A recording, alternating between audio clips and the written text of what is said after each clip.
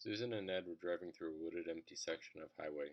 Lightning flashed, thunder roared, the sky went dark in the torrential downpour. "We'd better stop," said Susan. Ned nodded his head in agreement. He stepped on the brake, and suddenly the car started to slide on the slick pavement. They plunged off the road and slid to a halt at the bottom of an incline.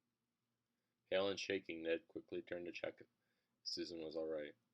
As she nodded, Ned relaxed and looked through the rain-soaked windows. "I'm going to see how bad it is," he told Susan, and went out into the storm. She saw his blurry figure in the headlight, walking around the front of the car. A moment later, he jumped in beside her, soaking wet. "The car is not badly damaged, but we're wheel deep in mud. I'm going to have to go for help."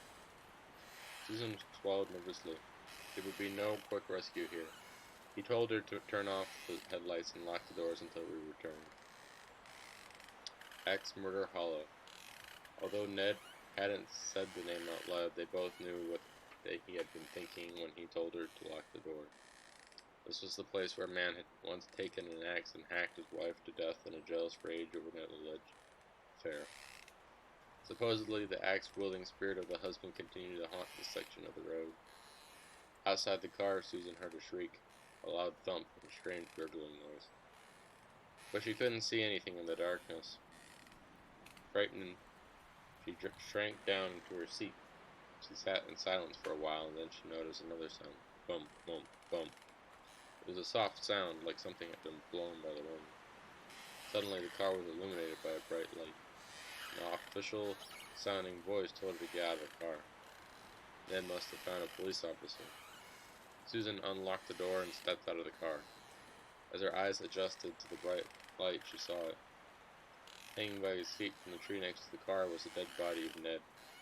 His bloody throat had been cut so deeply that he was nearly decapitated.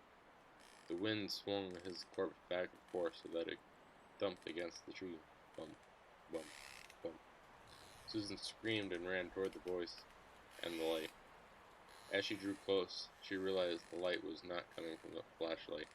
Standing there was a glowing figure of a man with a smile on his face and a large, solid, and definitely real axe in his hands. She backed away from the glowing figure until she bumped into the car. "Playing around when my back was turned," the ghost whispered, stroking the sharp blade of the axe with his fingers. "You've been very naughty."